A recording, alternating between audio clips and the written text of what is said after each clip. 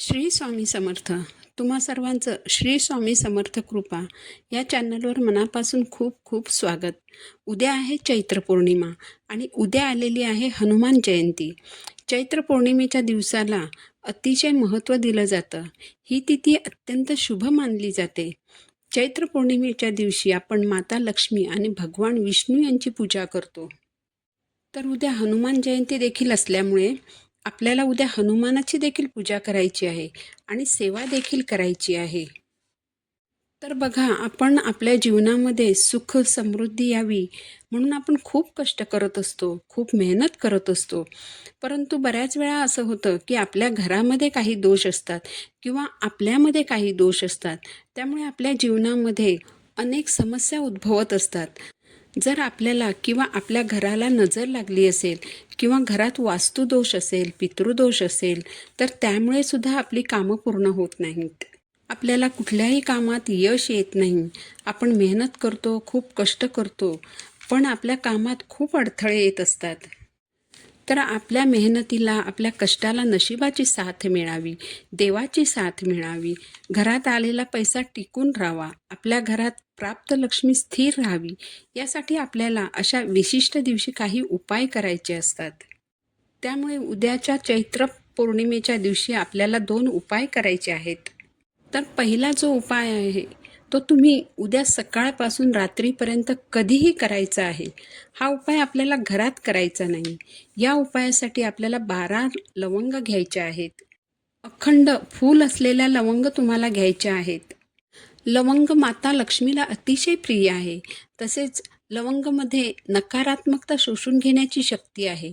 त्यामुळे लवंग वाईट शक्ती आणि नकारात्मकता दूर करण्यासाठी प्रभावी मानली जाते आणि लवंग ही माता लक्ष्मीला आकर्षित देखील करते. तर तुम्ही हा 12 लवंगांचा उपाय तुमच्या घराच्या दरवाजाच्या समोर उभं राहून किंवा अंगणात उभं राहून किंवा गच्चीवर जाऊन करू शकता. तुम्ही तुमच्या घराच्या बाल्कनीत सुद्धा हा उपाय करू शकता. तर तुम्ही 12 लवंग तुमच्या उजव्या हातात घ्यायचे आहेत. मुख्य दरवाजासमोर उभं राहून सर्वप्रथम या लवंगाने आपल्या घराची दृष्ट काढायची आहे. दृष्ट काढताना जसं आपण घड्याळाच्या काट्याच्या दिशेने हात फिरवतो, तशा प्रकारे उजवीकडून डावीकडे हात जेवढा लांब जाईल तेवढा गोलाकार फिरवायचा आहे. हात गोलाकार फिरवताना जास्तीत जास्त मोठं वर्तुळ करून घरावरून या 12 लवंग उतरवायच्या आहेत. ह्या लवंग घरावरून 7 वेळा उतरवायच्या आहेत. घरावरून लवंग उतरवत असताना माझ्या घराला कुणाची दृष्ट लागली असेल तर ती निघून जाऊ दे असं म्हणायचं आहे. यानंतर तुमच्या घरासमोर अथवा टेरेसवर किंवा तुमच्या घराच्या आजूबाजूला जिथे जागा असेल तिथे उभं राहून या लवंग तुमच्या उजव्या हातात घ्यायच्या आणि स्वतःवरून 7 वेळा गोलाकार हात फिरून स्वतःची दृष्ट काढायची. दृष्ट काढताना घड्याळाच्या काट्याच्या दिशेने उजवीकडून डावीकडे हात फिरून स्वतःवरून या लवंग 7 वेळा उतरवायच्या आहेत.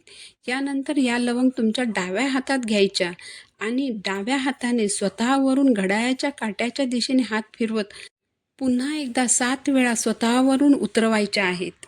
स्वतःच्या डोक्यावरून लवंग उतरवत असताना जर मला कुणाची दृष्ट लागली असेल किंवा नजरबाधा झाली असेल तर ती निघून जाऊ दे असं म्हणायचं आहे. यानंतर या 12 लवंगमधील 4 लवंग या पूर्व, पश्चिम, उत्तर, दक्षिण या 4 दिशांना फेकायच्या आहेत. उरलेल्या 8 लवंगांपैकी 4 लवंग या ईशान्य, आग्नेय, नैऋत्य, वायव्य या 4 दिशेनं फेकायच्या आहेत.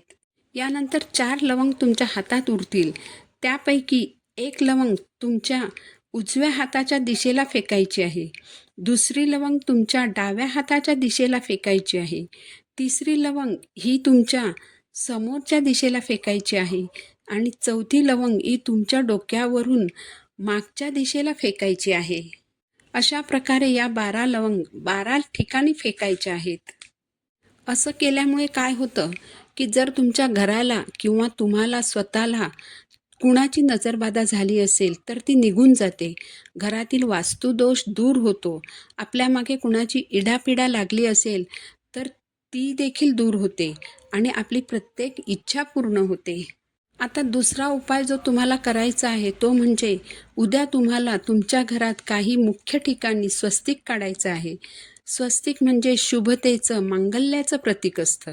ज्या गोष्टी केल्यामुळे नकारात्मकता दूर जाते, आपल्या घरावर कोणतीही बाधा येत नाही, संकट येत नाही. त्यातील एक गोष्ट म्हणजे स्वस्तिक. स्वस्तिक हे इतकं शुभतेचं प्रतीक असतं, म्हणून आपण आपल्या घराबाहेर उंबरठ्याजवळ स्वस्तिक चिन्ह काढत असतो. कुठलीही वाईट शक्ती, वाईट बाधा आपल्या घराकडे येत असेल, तर ती स्वस्तिक चिन्ह बघून तिथेच नष्ट होते. ती तुमच्या घरात प्रवेश करत नाही. तर हे स्वस्तिक चिन्ह तुम्हाला उद्या तुमच्या घरात काढायचं आहे. तर हे स्वस्तिक चिन्ह नेमकं कुठे-कुठे काढायचं आहे? तर पहिलं स्वस्तिक चिन्ह हे तुमच्या मुख्य दरवाजावर कुंकवाने काढायचं आहे. या स्वस्तिक चिन्हाची हळद कुंकू अक्षता वाहून पूजा करायची आहे. धूपदीपाने ओवाळायचं आहे आणि दरवाजासमोर प्रार्थना करायची की माझ्या घरात कोणतीही वाईट शक्ती, वाईट बाधा यांना घरात प्रवेश देऊ नको. यानंतरचं दुसरं स्वस्तिक हे तुमच्या किचन शेगडीच्या मागच्या भिंतीवर काढायचं आहे. हे स्वस्तिक देखील कुंकवाने काढायचं आहे.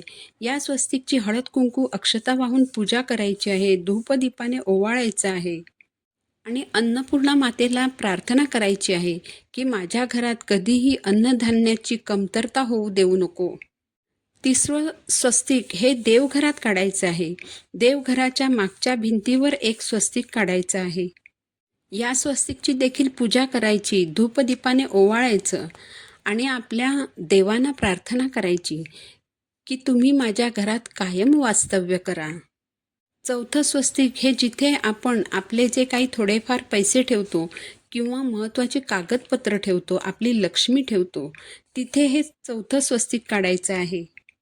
या स्वस्तिकची पूजा करायची, हळद कुंकू व्हायचं, धूपदीपाने ओवाळायचं आणि लक्ष्मीला प्रार्थना करायची की माझ्या घरात लक्ष्मी स्थिर राहू दे. जी काही प्राप्त लक्ष्मी असेल ती माझ्या घरात स्थिर राहू दे. पाचवं स्वस्तिक हे तुमच्या कपाटावर काढायचं आहे. ही सेवा करत असताना तुम्हाला ओम ऐं ह्रीं क्लीं चामुंडाय विच्चे या मंत्राचा जप करायचा आहे. हे केल्यामुळे तुमच्या घरात सकारात्मक ऊर्जा वाढीला लागते. उद्या संध्याकाळी प्रदोष काळात तुम्हाला तुमच्या घरात 2 कापूर आणि 2 लवंग जाळायचे आहेत. कापूर भीमसेनी असेल तर अतिशय उत्तम. हे करत असताना ओम ऐं ह्रीं क्लीं चामुंडाय विच्चे या मंत्राचा जप करायचा आहे. तुमच्या घरात 2 कापूर आणि 2 लवंग जाळल्यामुळे तुमच्या घरातली नकारात्मकता जळून नष्ट होणार आहे. तर हे उपाय तुम्ही उद्याच्या दिवशी न चुकता करायचे आहेत. माहिती आवडली असेल तर चॅनलला सबस्क्राईब जरूर करा. पुन्हा भेटू नवीन व्हिडिओसोबत. श्री स्वामी समर्थ.